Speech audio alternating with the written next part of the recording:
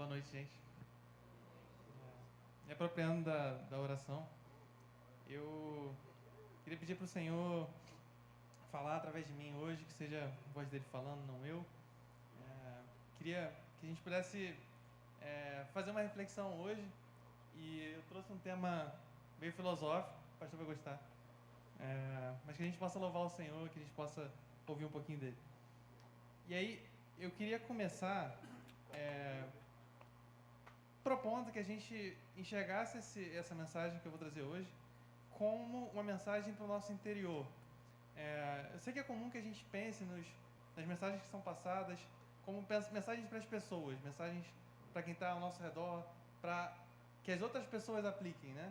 Mas eu queria convidar aos irmãos hoje que tomem essa mensagem para si, que hoje a mensagem não é uma mensagem genérica para a igreja, não é uma mensagem genérica para as pessoas que estão aqui, mas é para você, é para você, é para você, individualmente, né? Que a gente lembre disso.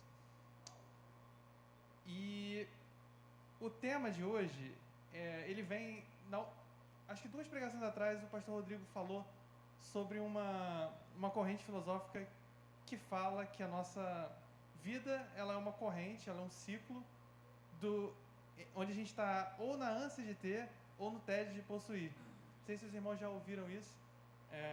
É uma frase de Schopenhauer, isso. E ela fala que o ser humano está dentro desse ciclo. Ou ele está ansiando por ter alguma coisa, ou depois que ele tem aquela coisa, ele está no tédio de possuir aquela coisa. E aquilo já não serve mais para nada. E aí a reflexão que eu queria trazer hoje é como é que a gente, cristão, lida com essa corrente filosófica. A gente tem que assumir isso pra gente? Não. A resposta curta é que não. Mas, para a pregação não acabar aqui, vamos entrar mais a fundo no problema, né? Então, essa passagem, essa mensagem, ela diz que a vida é uma constante oscilação entre a ânsia de ter e o tédio de possuir. E a gente tem uma natureza que não é saciável por nada. A gente não consegue saciar os nossos desejos. A gente acha que vai saciar, e aí quando a gente tem aquilo ali que a gente acha que sacia, não sacia de verdade. E a gente fica sempre nisso. Vamos saciar a nossa vontade, a gente tenta saciar, não consegue, e fica... Aí vai procurar a próxima coisa para tentar saciar de novo.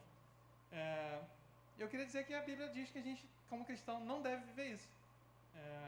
E queria propor para vocês a gente primeiro entender por que não, por que a gente não deve viver isso.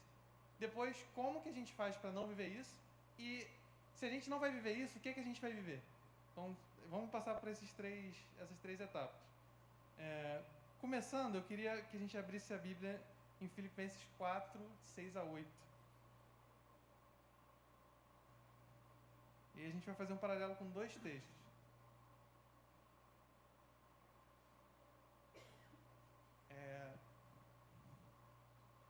Então, lembrando, a gente tem a ânsia de ter e o tédio de possuir. Então, a gente está falando de 2 coisas. A primeira é a ansiedade para ter alguma coisa.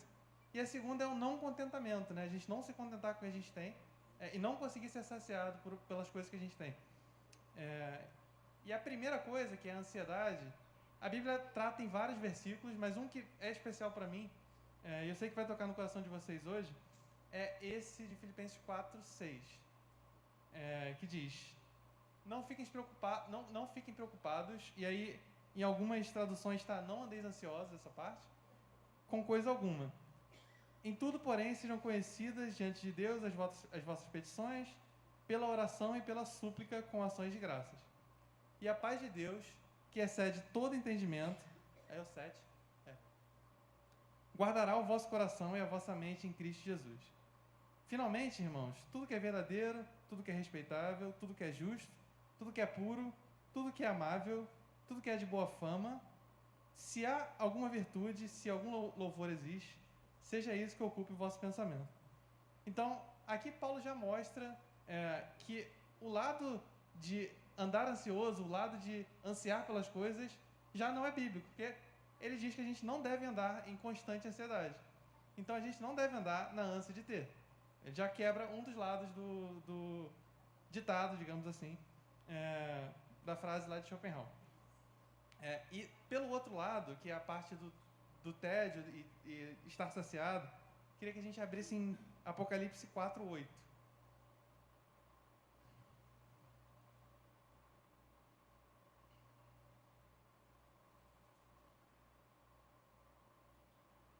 E os quatro seres viventes, tendo cada um deles, respectivamente, 6 asas, estão cheios de olhos ao redor e por dentro.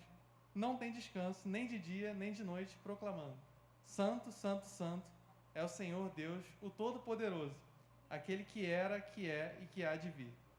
Quando esses seres viventes derem glória, honra e ações de graças ao que se encontra sentado no trono, ao que vive pelos séculos dos séculos, os 24 anciões prostrar-se-ão diante daquele que se encontra sentado no trono. Adorarão o que vive pelos séculos dos séculos e depositarão as suas coroas diante do trono, proclamando: Tu és digno, Senhor e Deus nosso, de receber a glória, a honra e o poder, porque todas as coisas tu criaste. Sim, por causa da tua vontade vieram a existir e foram criadas. Então, Jesus mostra que João aqui, ele está narrando o que claramente é a saciedade. Esses anciões que são mostrados aqui na passagem, eles não estão entediados de estar gritando santo, santo, santo. Eles estão saciados em Deus. E quando a gente pensa nas coisas daqui da Terra, nas coisas que a gente acha que vai nos satisfazer, elas são finitas.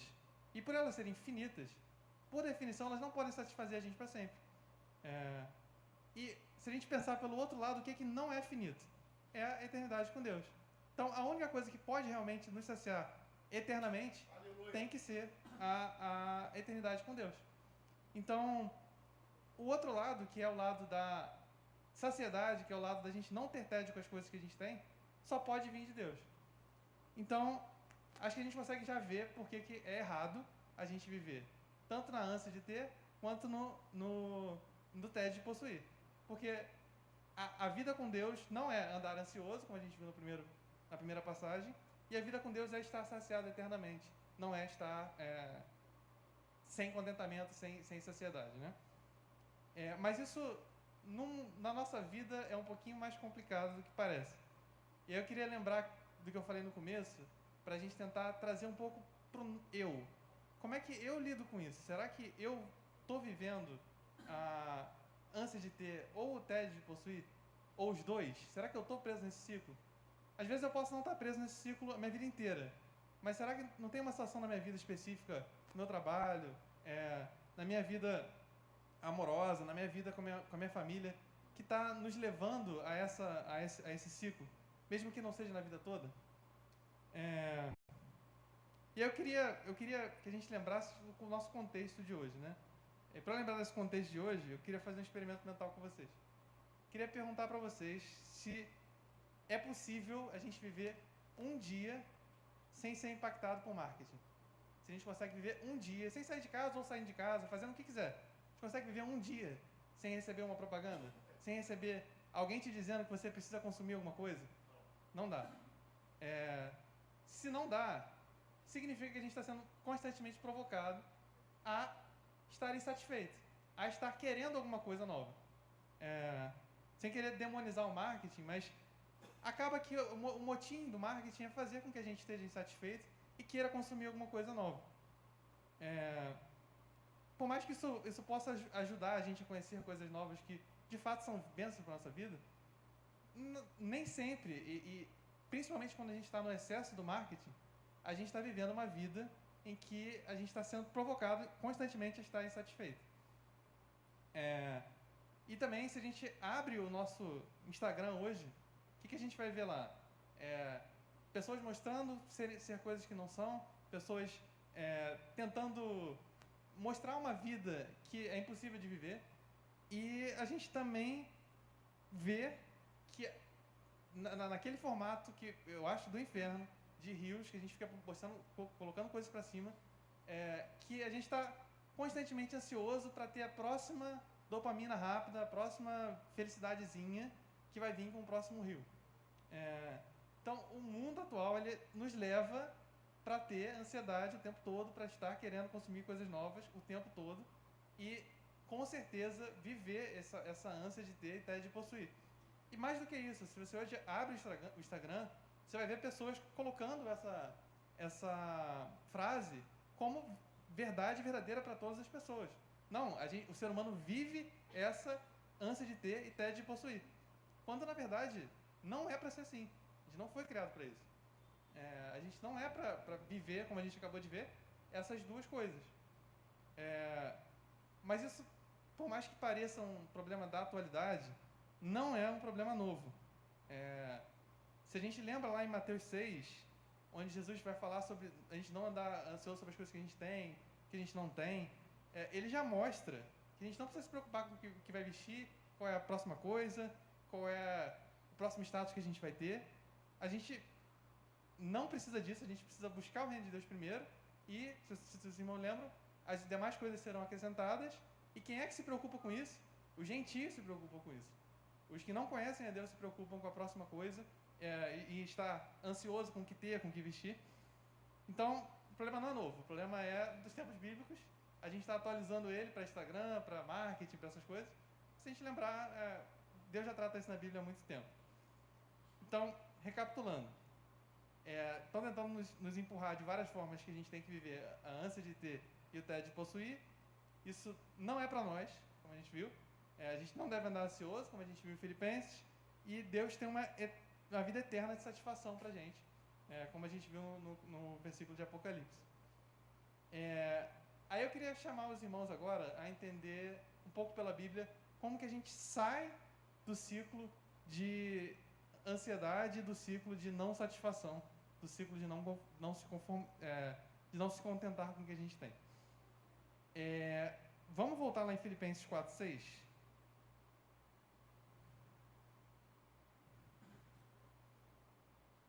Vamos ler com um pouquinho mais de calma e mastigar um pouquinho mais as palavras para a gente poder entender um pouco melhor. Não andeis ansiosos de coisa alguma. Já está, na real. Em tudo, porém, sejam conhecidas diante de Deus as vossas petições pela oração e pela súplica. No começo ele fala, não andeis ansiosos de coisa alguma. Em tudo, porém. O que esse porém está fazendo aí? Ele está opondo as duas ideias, o que está antes do ponto e vírgula e o que está depois do porém. Então, como é que a gente faz para não andar ansioso? A resposta está logo depois. Que a gente faça conhecida diante... Era ali mesmo, no 4:6. Que a gente faça conhecida as nossas petições pela oração e pela súplica com ações de graça. No que se resume isso? Relacionamento com Deus. Então, para a gente não andar ansioso, Deus fala, tenha um relacionamento comigo.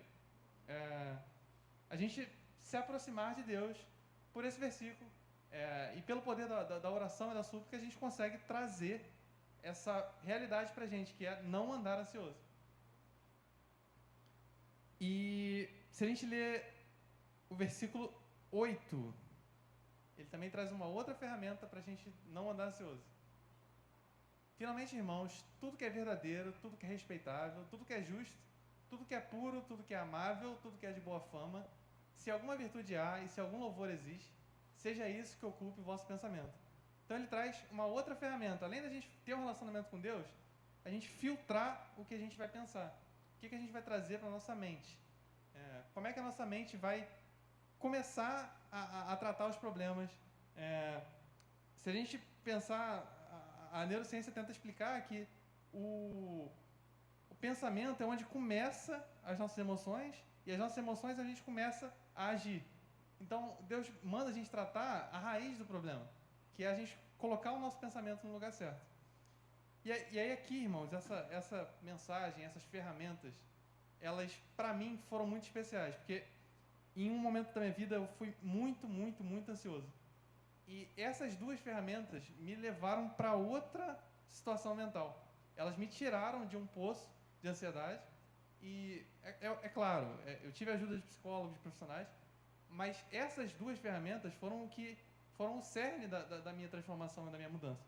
E a gente trazer isso para a nossa vida, às vezes a gente não está ansioso, a gente não está com transtorno de ansiedade generalizado, mas a gente está ansioso sobre uma determinada situação. A gente está ansioso sobre, não sei, o trabalho está difícil, a casa tem um problema na casa, tem algum problema com o familiar, com o esposo, com a esposa.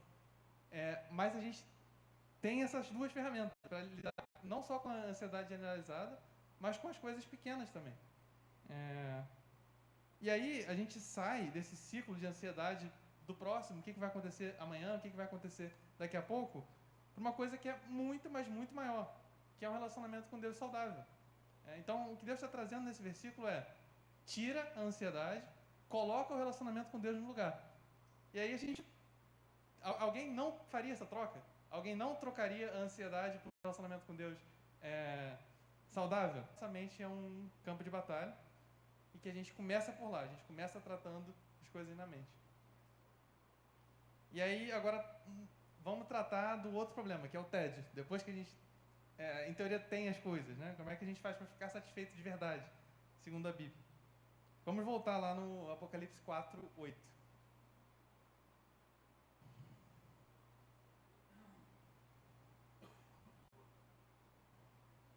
E os 4 seres viventes, tendo cada um deles respectivamente 6 asas, estão cheios de olhos ao redor e por dentro. Não tem descanso, nem de dia nem de noite, proclamando: Santo, Santo, Santo é o Senhor Deus, o Todo-Poderoso, aquele que era e há de vir. Eu acho que a gente começa olhando o que esses anciãos estão fazendo, o que esses seres viventes estão fazendo. Eles estão reconhecendo a natureza de Deus, a natureza eterna de Deus. Então, como que a gente começa a entender a nossa sociedade real? Quando a gente entende que Deus é eterno, quando a gente entende que Deus é o único capaz de fazer com que sejamos saciados para sempre. E aí, se a gente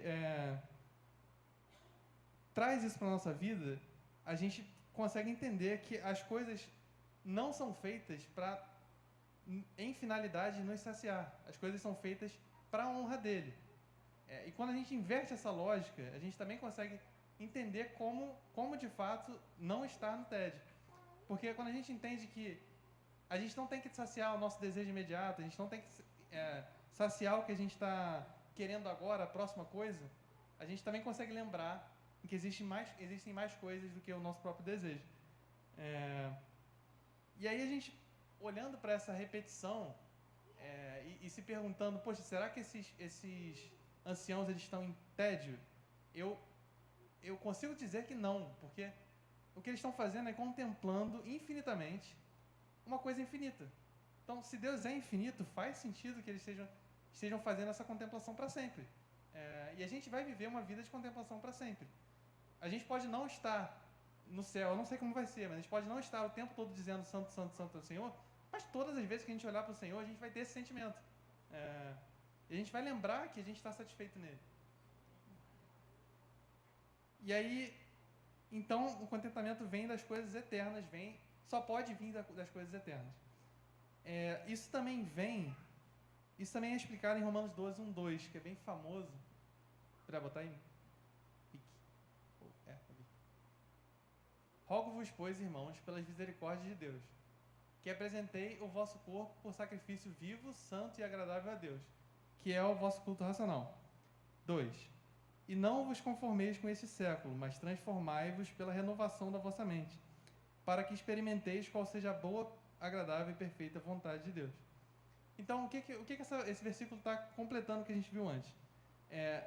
Por mais que a gente pense em se contentar, e aí vem a meia-verdade também, que é nos passada por meio do Instagram, por meio dos conteúdos rasos que a gente enxerga todos os dias, que é a seguinte: as pessoas falam: seja grato pelo que você tem, se conforme com o que você tem, faça, em parte, isso é verdade, mas isso não vai nos saciar para sempre.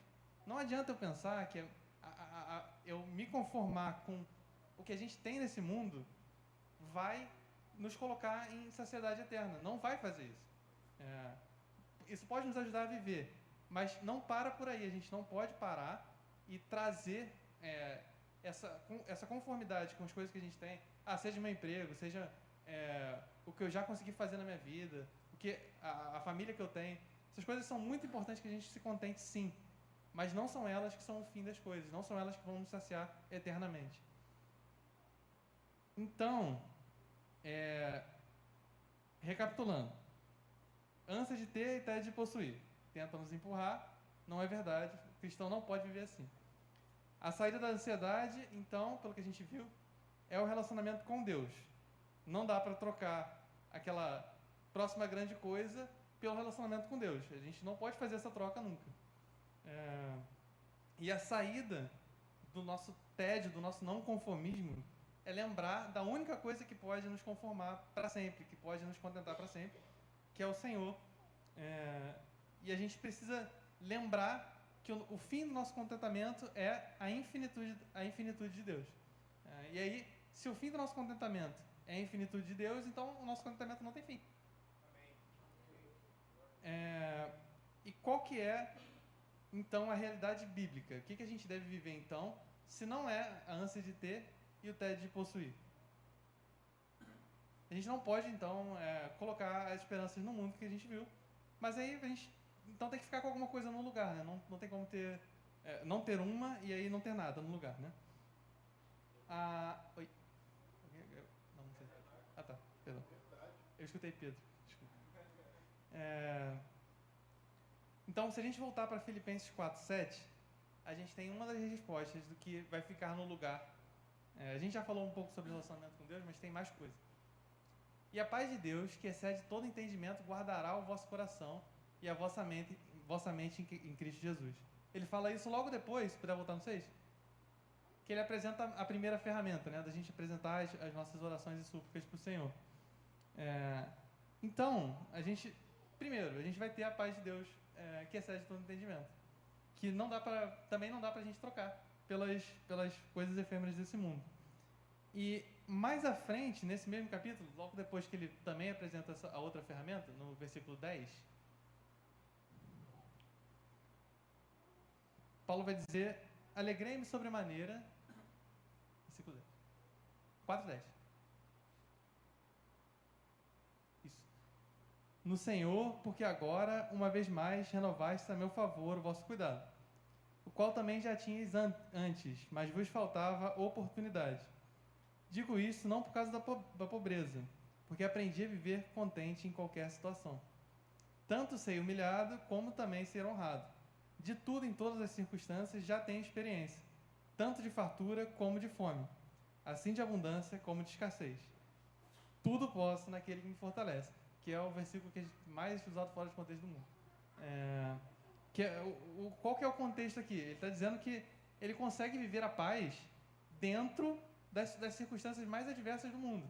Ele consegue viver o que o Senhor tem para ele dentro das coisas que seriam improváveis para ele estar sentindo aquela paz.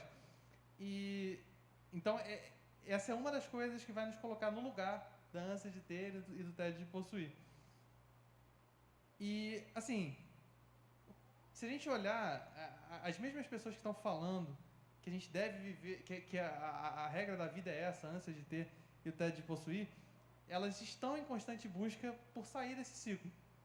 E eu acho que essas seguranças que a Bíblia está nos dando aqui, elas são o que o mundo está procurando. O mundo está se jogando em cima disso. E a gente tem a resposta aqui na Bíblia, na ponta dos dedos. E será que a gente também está vivendo isso que a gente tem na ponta dos dedos? Será que eu e você estamos trazendo essa realidade para a nossa vida? Ou a gente está andando ansioso, ou a gente está não nos contentando com as coisas, está querendo a próxima coisa, e está vivendo um pouco dessa ânsia de ter e tédio de possuir. E aí, continuando com a reflexão, a paz e o descanso da gente não ter essa ansiedade, ela é muito, mas ainda é pouco porque o Senhor promete na Bíblia. E aí eu queria que a gente voltasse para Apocalipse 4:10.